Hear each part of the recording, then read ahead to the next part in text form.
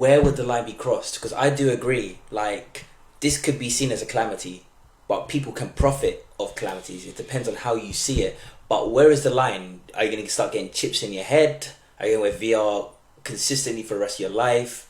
Are you going to be having a doll instead of a wife? Where is the line? Where will people stop if they don't have a certain level of autonomy in their own minds?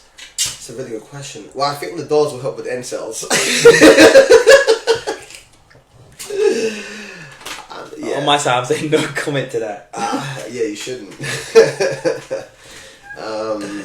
No, but honestly, with the incels, like, I do feel for them because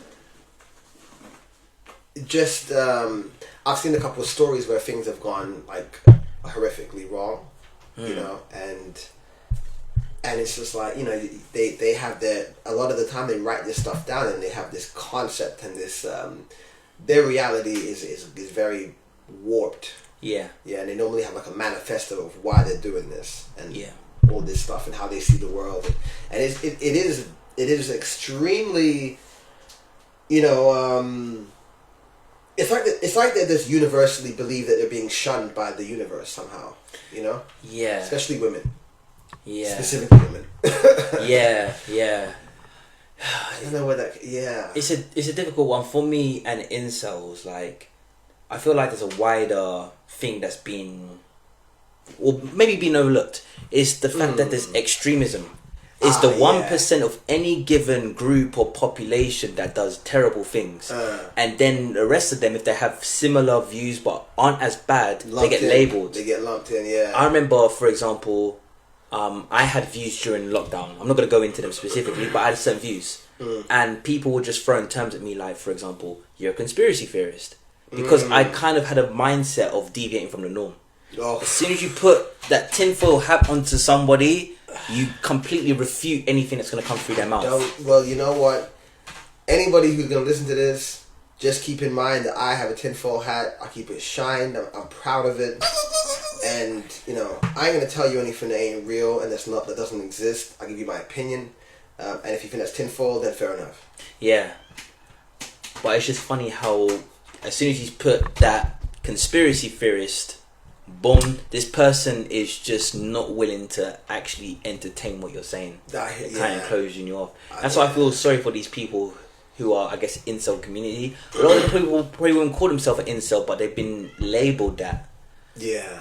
So that's the way I see it, at least, man. No, I get that. And you know what?